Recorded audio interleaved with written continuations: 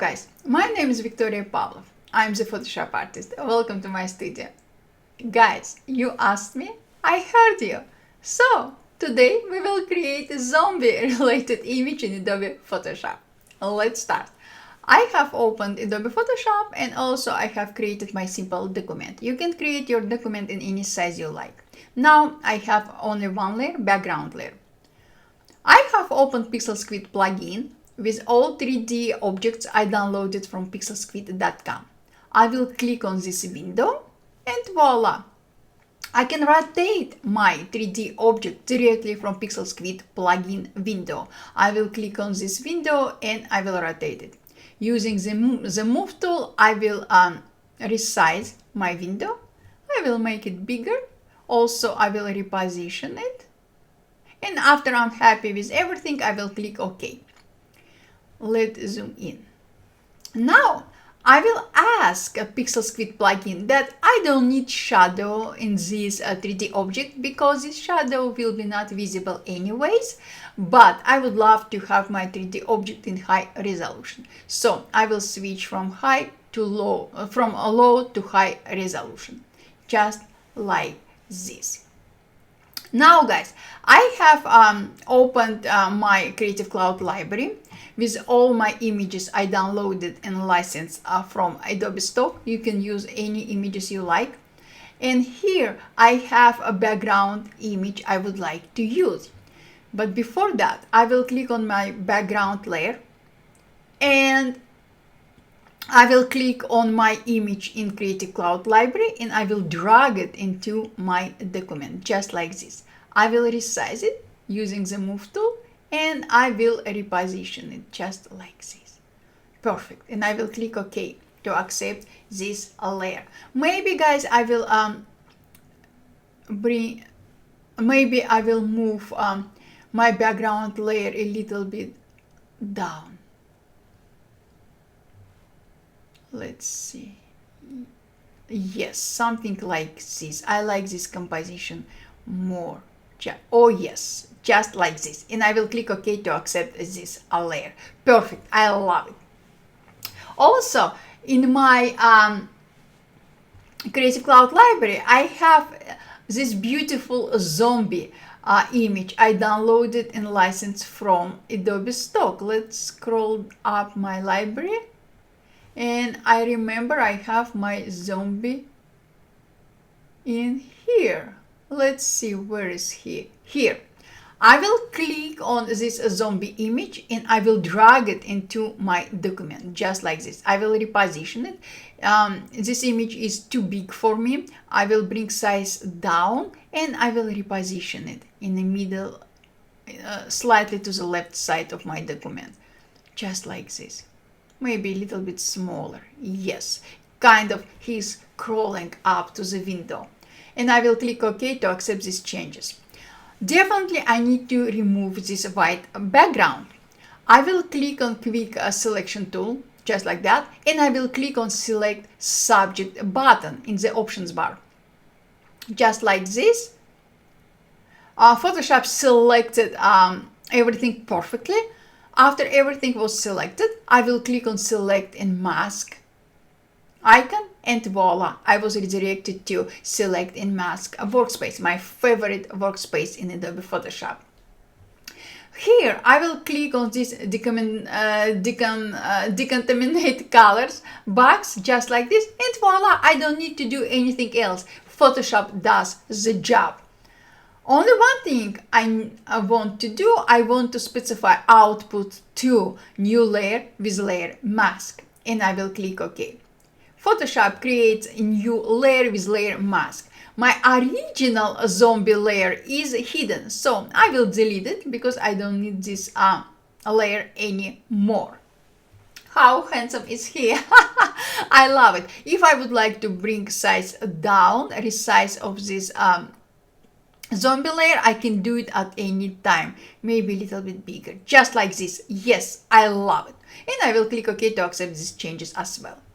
Now I will select my background layer, my forest layer. I will switch back to PixelScript plugin, and here I have this 3D sign. I will click on it, just like this. I will rotate it directly from a Pixel Squid plugin. Using the Move tool, I will bring size down of this sign and I will reposition it just like this. Perfect. Somewhere here. Perfect. And I will click OK to accept all changes. Now I will specify that yes, I would like to have shadow under my 3D object, and also, of course, I would like to switch from low to high resolution. Perfect, perfect, perfect. Time to apply a few extra details to our image. I will highlight my forest layer. I will open adjustments layers. Adjustments panel, I'm sorry. Let me reposition it to make it visible for you, just like this. And I will click on exposure adjustment. In the properties panel, let me reposition it here for better preview for you guys. I will bring exposure down. Just like that, slightly, guys, very, very slightly, about 0.07. And now I will highlight my zombie layer. I will click on exposure adjustment as well. In the properties panel, I will specify that I would like to apply adjustment only to the layer below my adjustment layer, only to my zombie. So I will click on add clipping mask and voila, I will bring down exposure as well. Slightly, guys, slightly, about 0.13 again. And now what I will do, I will click on photo filter exposure, photo filter adjustment, and I will specify that I would like to add a little bit warming effect to my art, just like this. We have different warming filters. You can use any you like. I used a warming filter LBA, just like that, and I will specify density to, let's see, to about 49%. I love it. Now we have kind of a mystery effect, kind of misty effect. Now, guys, I will highlight my 3D window layer. I will click on exposure adjustment, just like that. And I will specify that I would like to apply adjustment only to the layer below my adjustment layer, only to my window layer. I will click add clipping mask, and let's see, I will bring exposure of this layer down, just like this. Look at this. How awesome is it? Something like this. And because I applied adjustment as a separate layer, I can bring down opacity of this layer at any time. I brought down opacity to about 76%. And again, guys, everything is up to you. Now, I will click on Adobe Paper Texture Pro panel. And here we have very beautiful texture. I will click on it just like this. I will resize it, and I will click OK to accept all changes. By default, this paper was applied as separate layer with blend overlay blend mode. I love it as it is. Look at this, how beautiful. It's kind of apocalypse going on for many years. This building, this house is empty, or some zombie is inside. It's up to you, after your imagination.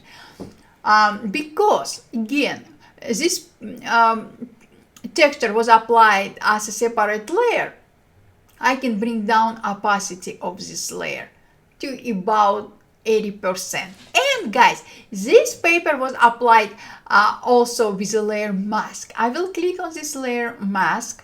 I will switch to a gradient tool from black to transparent, radial gradient tool. I will change opacity of my tool to 46, and I will paint out this part of my texture. If it's too much, I paint it out more than I wanted. I will switch color of my foreground from black to white. I will bring down opacity of my gradient tool to 22, and I will bring it back just like this. Look at this. How beautiful is it? Guys, actually, we can say we are done. I love this image. I love everything about it. I love composition. I love colors. I can add a few extra details. I will merge all layers. Merge visible. I will duplicate this layer just to show to you before and after. I will go to filter, camera raw filter.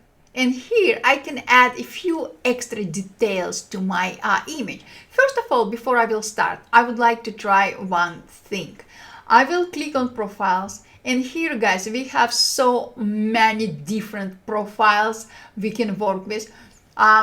If I will click on artistic, we have many artistic effects we can apply to our image. Also, we can click on modern. Let's see. Oh, I love it. Look at this. Beautiful. Guys, look at this. It's amazing. Let's see what profile I would like to apply today.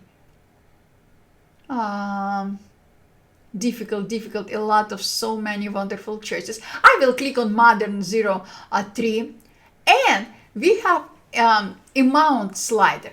We can increase amount of this profile will be applied to our image, or we can decrease amount of this profile will be applied to our image. It's up to you. I will move my slider about 59, just like this.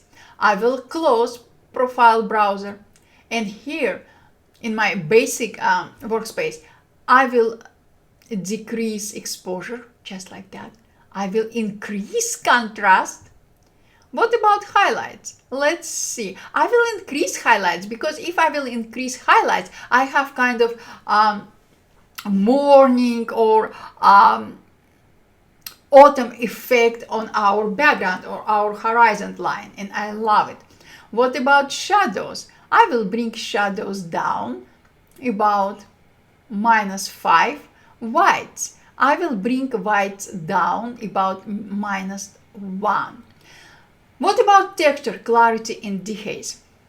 Be very careful with these sliders. You can move texture slider to the right or to the left. If you will move your texture slider to the left, you will smooth all details around your image. Because we are working on some apocalypse image, I would like to move my texture slider to the right.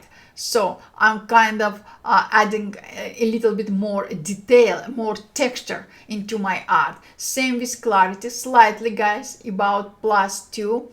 And how about dehaze? I will increase dehaze about +3. And I love this image. After I'm happy with everything, I will click OK. And now let me show to you before our camera raw filter and after. Huge difference. Look at this. And now guys, I can say this is what I wanted to share with you today. If you have any questions, as always, I'm here guys, just ask.